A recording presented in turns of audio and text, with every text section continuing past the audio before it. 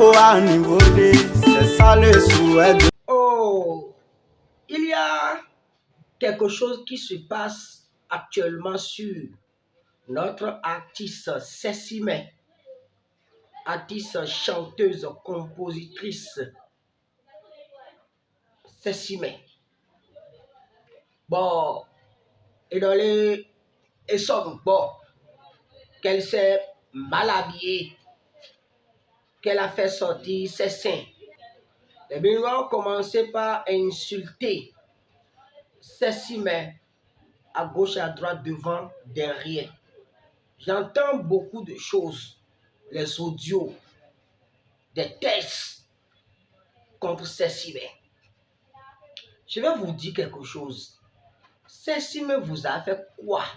Qu'est-ce que Cécimé vous a fait? Nous t'avons Cécimé en bleu, mi béninois. Nous t'avons Cécimé en bleu, nous mi béninois. Bon, un, deux, Cécimé en DJ Minoï. Bon, il y a bon doni. Bon doni. Vous l'insultez comme vous voulez sur les réseaux sociaux. C'est pas digne de notre nom, c'est pas digne. C'est pas digne de nous. Emma vivine, Emma machine. Parce que nous devons dire oh, timati doko gevo et pour les biwiwe et non nous poi. Et non Cécimé soin. Les daou bon anon ho anon ale le ntekanye ne be swaji. Mumi demi adomi le mi kumu artiste béninois debout, artiste international debout. Bon, il donne mon canton pour me donner mon pour pédé pour me tomber. Bon, c'est si mais nous canton de doigts. Non, cessons un peu.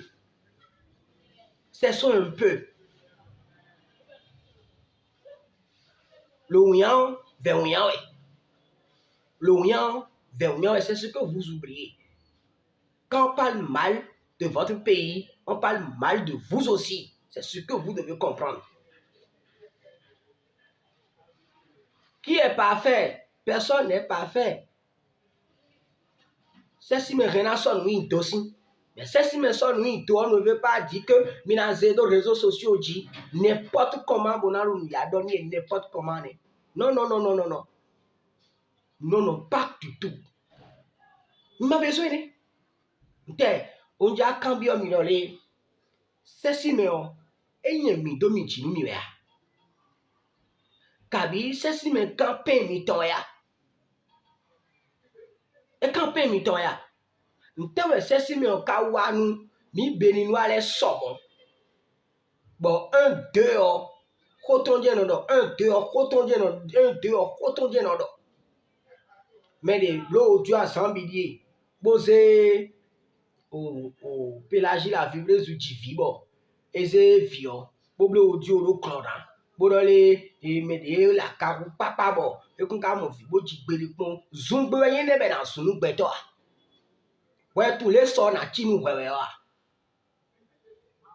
Bon, et y a Jenny Mo, 1, 2, on nous mit son nom, nous sommes mis Tiwa. Kemi Wemi no ay kaka. Bon, Kemi on, et wa Jede Membi, et do et to, to, et Membi. Dio mi tourne les millionnaires bleus, mina démoralisé mes lèvres. Mina démoralisé mes lèvres. Mina démoralisé, vi maman dia me le sou eno sia su maman da me le sou eno sia ma we no ton to le bidon me le propose une baisse en j'écoute des audios sur les réseaux sociaux contre ceci mais ça me fait mal. Je me demande mais le béton de ya hunje no la itome bon stade pour artiste no pour be eno don ya to audio me ba uno mado beoji. Bon, autorité mi-temps de culture, si on parle de boutons, donc, il y a un fin. Ton mon coton. Bon, mais mon coton là, il y a un banga kololoa. Bon, il est fini. Bon, 1, 2, et non swing. 1, 2, et non swing. Hein? Nous, boy. Et rien à son nous aussi. Et rien à son nous donc. Et rien à son nous donc. Donc, mais des bouts, go feed moi là. Mi mettre les ça il faut bon mi le ko ande. Et rien à son nous aussi. Les son nous do bon nous mi demo son nous do. Mi bi ayi boss me ni bo. Mi bi ayi boss me ni bo wa ni no in boss me bo do ho ni do in boss do ah. We lo de adoyo enyu ame di obo. E bezo bo mi ablo ojo. Tobu ni bla mi de bo. Bon, nous avons c'est le but anyway. Je me demande même comment elle va se sentir. Elle va se sentir frustrée. Comment on est là? Mettez-vous à sa place. Mise mine de ces signes aussi t'aimez-vous. Bon, carrière de embrasser le tout mes filles. Et au fauné. Kofo. Kofone. Et ça, c'est moi. Bon. Nous devons aller m'aider. Ouais, nous devons quoi n'amier. Le minimum tout possible pour une carrière, c'est si mettons brio. Et faut nous. Limitons et nous amis. Nous limitons et nous amis. Et nous amis. Donc, mi béni nous allons bon nous. Ada so aka manager de di manager ko la so adi bon. Manager ene ko we ko kan le ba le pon wo. E bon, e so an ba bon ko na yin de gbede do. So bi zo me a. E so an ba ko na yin de gbede a. Aje li na agunmu de to no be me kwina to no de ye go sin budo to e so ba jayi bo eno je manigance nu pade le eno je bi yo meji mo je mesunji. Je ne dis pas que je suis en train de soutenir ces semaines. Donc les deux ils sont le kunyo mais une boss man a bien hu. Et besoin na je audio blog pour réseaux sociaux di mo je sunsun di mi c'est pas bon mais ton no ko don reno je ka gbo ton rena don mo kwai. Beto kena se wojo ka be e traumatisé to mena don mo kusi hum ya humene o. Mi ya humene si. Changeons de comportement. Changeons de comportement. Et il y a une manière de faire reproche aux gens. Il y a plusieurs manières de reprocher des choses aux gens.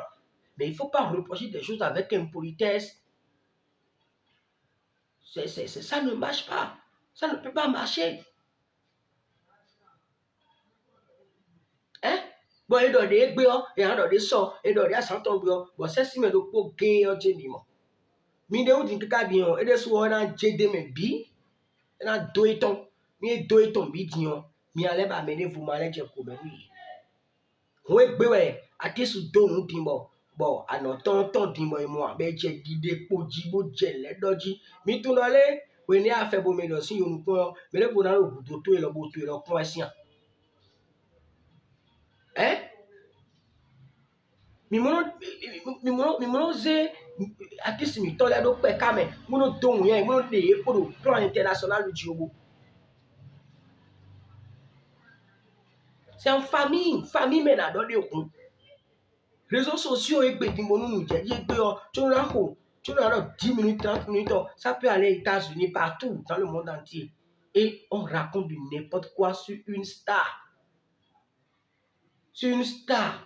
Des millions fiers de tout le temps parce qu'on va dire millions mais à hâte bodo Angelique Kidjo bodo Senabo bodo Fanico et alors c'est mais tout le monde va nous mettre les mots sur le plan international et c'est notre fierté mais fierté mais toi mais non des pour moi